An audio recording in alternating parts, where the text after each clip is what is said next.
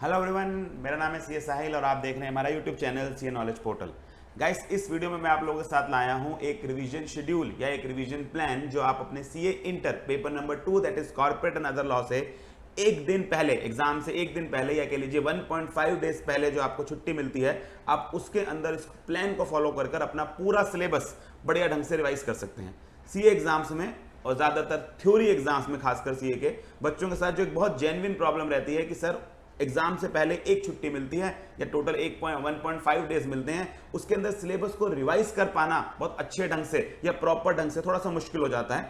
तो उसी प्रॉब्लम को डील करने के लिए रिवीजन प्लान में आप लोगों के साथ लाया हूं। तो आइए एक बार देखते हैं कि हम लोग किस तरह से अपना इस 1.5 डेज का प्रॉपर यूटिलाइजेशन कर सिलेबस को अच्छे ढंग से रिवाइज कर सकते हैं। एक तो मैंने आपको आज से 10-15 दिन पहले एक एबीसी एनालिसिस दिया था, वीडियो आपको हमारे चैनल पे मिल जाएगी, लिंक मैं डिस्क्रिप्शन में भी डाल दूंगा।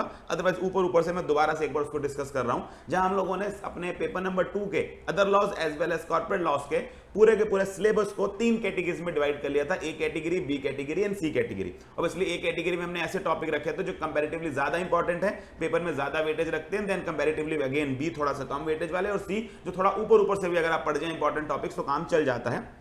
मैंने अगेन आपको बताया था कि अदर लॉस की बात करें तो Indian contract act, general clauses act, category A के कुछ क्वेश्चंस हैं, काफी इंपॉर्टेंट पेपर आता है यहाँ से, काफी इंपॉर्टेंट टॉपिक्स हैं इसके अंदर जहां से क्वेश्चन आ जाता है।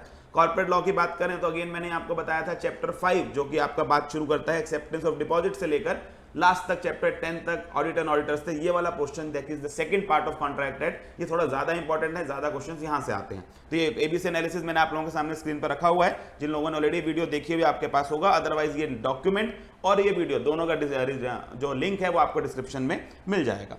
आइए बात शुरू करते हैं कि सर हमने ये अपने 1.5 डेज यूज कैसे करने हैं। पहली बात तो सबसे पहले एक चीज ध्यान रखें, जिस दिन आप एग्जाम देके आएंगे अपने अकाउंट्स का, that is on 2 November, make sure उस दिन शाम को एग्जाम देके आने के बाद आप एटलीस्ट 5 से 6 घंटे का नेट स्टडी का आउटपुट निकालें। ये बहुत जरूरी है। जनरली देखा गया बच्चा इस दिन को वेस्ट कर देता है, और वेस्ट करने का सबसे बड़ा कारण ये होता है कि आप जो एग्जाम दे के आए हुए होते हैं उसके बारे में पोस्टमार्टम करते हैं कि एग्जाम कैसा था, आसान था, मुश्किल था, मेरा कौन सा क्वेश्चन ठीक हुआ, कौन सा गलत हुआ, मैं इसमें आधा क्वेश्चन करके आया, कितने मार्क्स बनेंगे, टीचर्स को फोन कर रहे हैं, यूट्यूब वीडियोस देख रहे हैं। प्लीज इंश्योर ये मत करिए, आप प्योरली अपने अगले पेपर के टाइम को वेस्ट कर रहे हैं। वैसे ही बहुत लिमिटेड सा टाइम है, इस समय इस डिस्कशन को करने का कोई फायदा नहीं होता।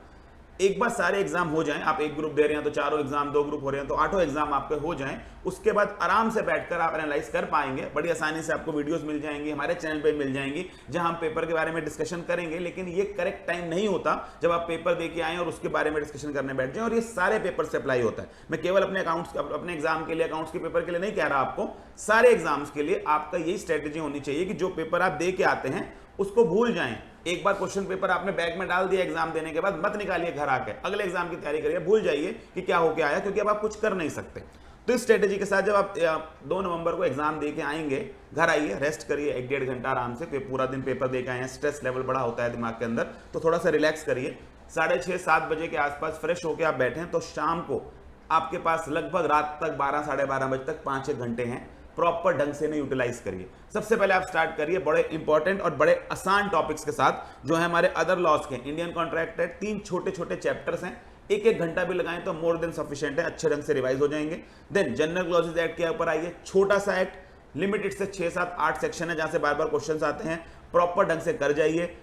एग्जाम के अंदर मिनिमम 7 से 8 मार्क्स की वेटेज मिलती है। सिमिलरली इंटरप्रिटेशन ऑफ स्टैट्यूट्स, कुछ खास समझने वाला टॉपिक नहीं है, शॉर्ट नोट्स टाइप क्वेश्चन आते हैं, 4-4, 5-5, 6-6 लाइनें अगर आप हर इंटरप्रिटेशन के प्रिंसिपल पर याद कर जाएंगे तो आसानी से क्वेश्चंस हैंडल हो जाते हैं। ये 3 चैप्टर्स आपको पेपर वाले दिन जो आप दे के आए हैं पेपर अकाउंट्स का, उस दिन रात को कंप्लीट करके सोने हैं, और ऐसा करने से आप अपने एग्जाम के 30 मार्क्स की मिनिमम वेटेज कवर कर लेते हैं। तो एक बहुत बड़ा रिलीफ होता है कि आपने पेपर वाले दिन ही जो आप पुराना पेपर दे के आए हैं, आपने ऑलरेडी अगले एग्जाम के लिए 30 मार्क्स की तैयारी कर ली।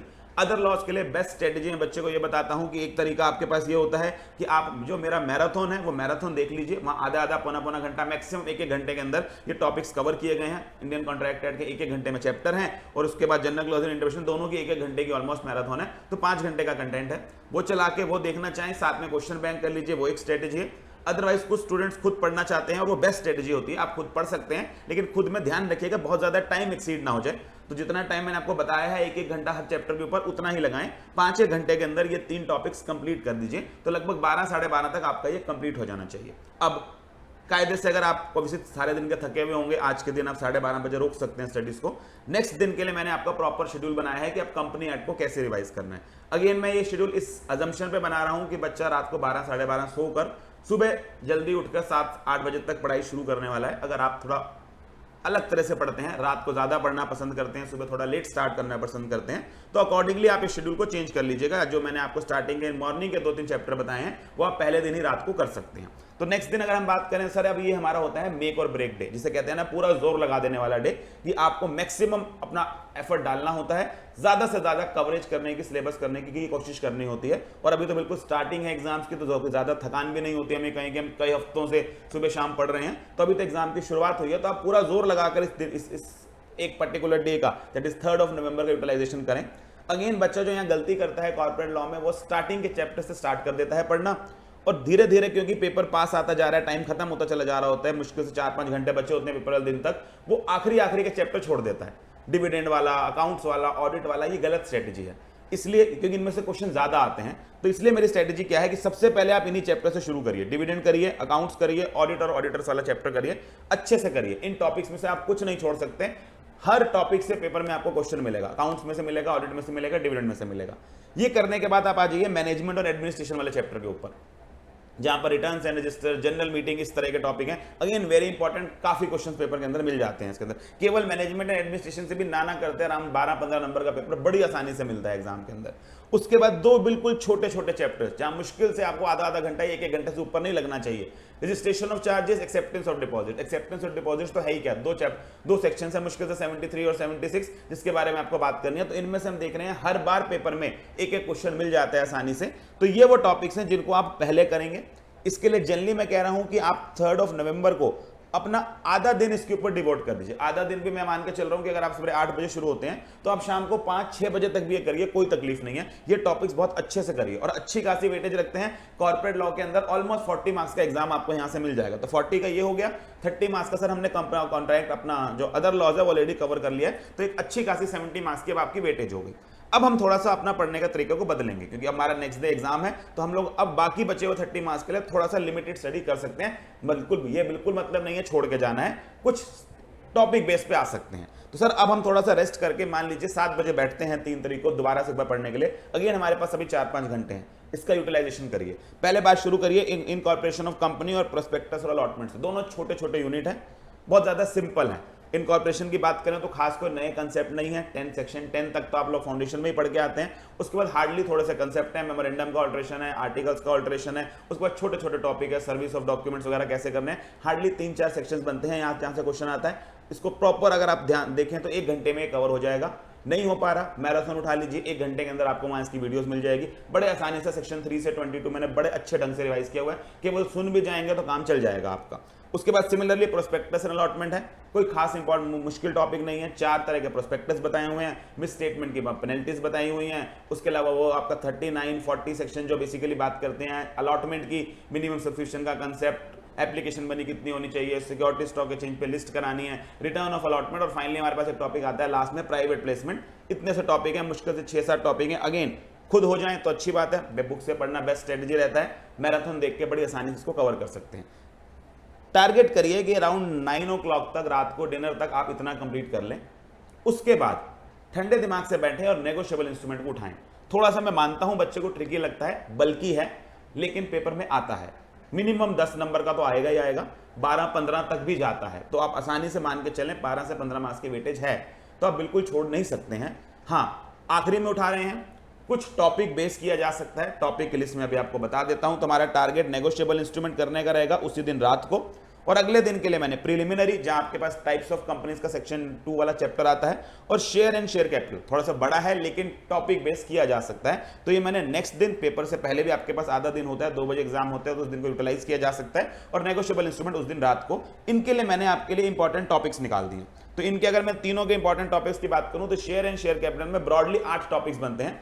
आप ये कर जाएं तो मोटा मोटा शेयर एंड शेयर कैपिटल आपका कंप्लीट हो जाता है। Restriction on purchase of shares, and buy back of share. 67 से लेकर 70 का सेक्शन है, ये करके जाए, इंपॉर्टेंट टॉपिक है, क्वेश्चन में आने के चांसेस रहते हैं, काफी क्वेश्चंस आ जाते हैं इसमें से। बोनस इशू ऑफ लेट काफी इंपॉर्टेंट टॉपिक चल रहा है एग्जाम के अंदर, अक्सर बैलेंस शीट वगैरह बना के वो आपसे पूछता है कि कितना बोनस इशू हो सकता है, कितना रिजर्व यूटिलाइज हो सकता है, इसको कर जाएं, छोटा सा सेक्शन है। राइट इशू का टॉपिक है, इसोप करके जाएं, डिबेंचर्स का सेक्शन 77 करें, 71 कर लें। उसके अलावा स्वेट इक्विटी शेयर्स का टॉपिक है, प्रेफरेंस शेयर्स, उसकी वोटिंग राइट्स, उसका इशू, उसका रिडेम्पशन, अच्छा टॉपिक है, यहां से क्वेश्चन बन जाता है, और रिडक्शन ऑफ शेयर कैपिटल, और लास्ट में एक डीवीआर का टॉपिक सेक्शन 43 के साथ एक रूल 4 है। तो केवल ये 8 टॉपिक्स हैं। अगेन स्ट्रेटेजी वही रहेगी, अपने आप कर लें तो बहुत अच्छी बात है, अदरवाइज मैराथन के अंदर मैंने अराउंड 1-1.25 घंटे के अंदर पूरा का पूरा इसको कवर किया हुआ है, तो आप वो सुन सकते हैं। अगेन एक बच्चा गलती दौर जो करता है वो सिर्फ फाउंडेशन वाले सिलेबस को छोड़ जाता है, जो आपका कंपनी एड का सिलेबस है, ऐसा बिल्कुल नहीं करना है। टाइप्स ऑफ कंपनीज में से काफी क्वेश्चन बनते हैं, तो इनके अंदर अगर आप देखेंगे तो 1% कंपनी बहुत इंपॉर्टेंट है, क्वेश्चन काफी आते हैं, एमसीक्यूज में बहुत यूटिलाइजेशन है इसका, जो केस सिनेरियो बेस्ड एमसीक्यू आता है, अक्सर हमने देखा है कि वहां पर ओपीसी वाला पॉइंट बहुत टच किया जाता है। स्मॉल कंपनी का टॉपिक अच्छे से करके जाएं, गवर्नमेंट कंपनी के बारे में पढ़ के जाएं, केवल डेफिनेशन कवर करनी। सेक्शन 8 कंपनी, उसका रिवोकेशन कब कब होता है लाइसेंस का, डिविडेंड कब वो डिविडेंड नहीं दे सकती, इस टॉपिक पे कई क्वेश्चन आते हैं। प्राइवेट कंपनी की डेफिनेशन, फॉरेन कंपनी की डेफिनेशन, उसके अलावा होल्डिंग एंड सब्सिडरी कंपनी का कंसेप्ट बहुत इंपॉर्टेंट है। बिल्कुल फाउंडेशन वाला क्वेश्चन ही आता है कि होल्डिंग है कि नहीं है, साथ में एक चीज यहां और जुड़ जाती है इंटर के अंदर, इसके साथ सेक्शन 19 जोड़ देते हैं वो, जहां वो कहते हैं सब्सिडरी कंपनी होल्डिंग में शेयर्स होल्ड नहीं कर सकती, 3 सिनेरियोज में कर सकती है। तो उसके ऊपर क्वेश्चन अक्सर आप देखेंगे होल्डिंग और सब्सिडरी में इंटर के अंदर ही साथ में पॉइंट टच किया हुआ मिलेगा, तो इस टॉपिक को करके जाएं। और फिर उसके बाद नेगोशिएबल थोड़ा सा मुश्किल लगता है बच्चे को, लेकिन डरने की बिल्कुल बात नहीं है। थोड़ा सा आप इंपॉर्टेंट टॉपिक बेस करें तो आसानी से 3 के 3 क्वेश्चन नहीं तो 2 क्वेश्चन तो बड़े आसानी से हैंडल हो जाएंगे पेपर के अंदर, केवल इन 6 टॉपिक्स में से। होल्डर इन ड्यू कोर्स, शुरुआत ही यहीं से करें। Most important topic question paper में बहुत अच्छे चांसेस है कि यहां से क्वेश्चन आता है। Bouncing of cheques, again important topic है, इसको करके जाएं। क्रॉसिंग ऑफ चेक में से नॉट नेगोशिएबल क्रॉसिंग बहुत इंपॉर्टेंट है, उसको करके जाएं, ज्यादातर क्वेश्चन उसी में से आता है। Liability of paying and collecting bank, again ये नॉट नेगोशिएबल क्रॉसिंग के साथ या क्रॉसिंग के साथ उठाया जाता है टॉपिक को, कि फॉर्जरी वगैरह थी, बैंक ने चेक क्लियर कर दिया, तो लायबिलिटी ऑफ पेइंग बैंक क्या होती है, कलेक्टिंग बैंक क्या होती है, दोनों को एग्जाम्पशन मिली हुई है, उस सेक्शन को कवर कर जाइएगा। Promissory note, bill of exchange और चेक, बिल्कुल बेसिक बातें, एसेंशियल्स इनके, पार्टीज क्या होती हैं, कंडीशंस क्या होती हैं, ये प्रॉमिसरी नोट है कि नहीं है, अनकंडीशनल प्रॉमिस होना चाहिए, इस तरह की बातों पे कुछ क्वेश्चंस आ जाते हैं, 1-1, 2-2 मार्क्स के छोटे छोटे, उसके लिए इनके कैरेक्टरिस्टिक्स वगैरह कवर कर जाइएगा। और अगेन एक बिल्कुल छोटा सा टॉपिक जो आप अकाउंट्स में भी करते हैं, मैच्योरिटी डेट कैसे कैलकुलेट की जाती है, वो ग्रेस पीरियड ऐड करना, अगर नेशनल उस दिन पब्लिक हॉलीडे पड़ जाए, इमरजेंसी हॉलीडे पड़ जाए, तो उसके ऊपर एमसीक्यूज आते हैं, अक्सर हमने देखा है 2-2 नंबर के एमसीक्यू इसके ऊपर से पूछा हुआ होता है, उसको वो इंपॉर्टेंट एमसीक्यू मानता है, तो ये टॉपिक कर जाइएगा। विद दिस आपका नेगोशिएबल इंस्ट्रूमेंट भी ऑलमोस्ट इंपॉर्टेंट टॉपिक कवर हो जाएगा।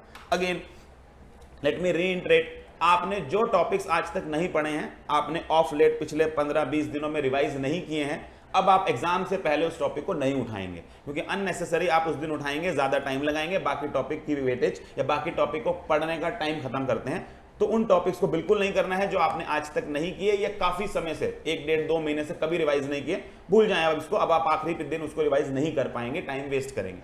जो टॉपिक्स आपने रिवाइज किए हुए हैं, अच्छे से पढ़े हुए हैं, मेक श्योर उसमें से कुछ भी ना छूटे। अगर बेस्ट स्ट्रेटेजी मैं आपको बता रहा हूं, खुद कर सकते हैं खुद करें, अदरवाइज छोड़ने से बेटर हमेशा है कि आप मैराथन उठा लें, मैराथन में से केवल उस टॉपिक को आधा-पौना घंटे में 1.2 1.3x पे चला के सुन लें। छोड़ने से बहुत अच्छा है कि आप उसको सिर्फ सुन के चले जाएं। कई बार बिल्कुल बेसिक सी बात से क्वेश्चन आया हुआ होता है, तो वो मैराथन वीडियो में सुन भी रखी होगी तो आप क्वेश्चन हैंडल कर लेंगे। ऐसा तो है नहीं हमने आज तक वो टॉपिक पढ़ा नहीं, बस अब रिवाइज नहीं हो पा रहा, इससे बेटर ये है कि आप वो मैराथन पक्का देख के जाएं। तो लास्ट दिन ये बड़ा इंपॉर्टेंट होता है, पेपर वाले दिन जो मैंने आपको बताया है, टॉपिक नहीं हो पा रहे तो इनका मैराथन हमेशा पक्का देख के जाइएगा। ठीक है जी, तो ये थी मेरी आप लोगों के साथ एक रिविजन स्ट्रेटेजी, जिसके तहत आप चाहें तो इसको प्रॉपर इस ढंग से फॉलो करें तो सारा सिलेबस मेरे हिसाब से बड़े आसानी से रिवाइज किया जा सकता है। Again let me make it very clear, आपको इस एक दिन में बेटा पूरी जान लगा देंगे, जैसे कहते हैं ना अभी नहीं तो कभी नहीं, क्योंकि यही वो टाइम है जहां पर अगर आप एफर्ट डालते हैं तो आपने जितना पीछे 8, 9, 10 महीने एफर्ट लगाया है सब्जेक्ट को तैयार करने में, ये एक दिन उस एफर्ट को एक्चुअल में फ्रूट देता है। कि अगर आप इसको नहीं पढ़ के जाएंगे, रिवाइज नहीं करके जाएंगे, तो ग्रेट चांसेस उस टॉपिक से क्वेश्चन आता है तो पेपर में या तो हैंडल हो ही नहीं पाता, अटेम्प्ट हो ही नहीं पाता, या प्रॉपर ढंग से अटेम्प्ट नहीं हो पाता। तो ये बहुत जरूरी हो जाता है कि जो टॉपिक्स पढ़े हुए हैं उनको आप पक्का पूरा जोर लगा दीजिए, उनको रिवाइज जरूर करके जाएं। ठीक है जी, ये था मेरी तरफ से आप लोगों के लिए एक रिवीजन प्लान। आई होप आप लोगों की प्रिपरेशंस बढ़िया ढंग से जाएं। All the very best for your exam, take care, good bye.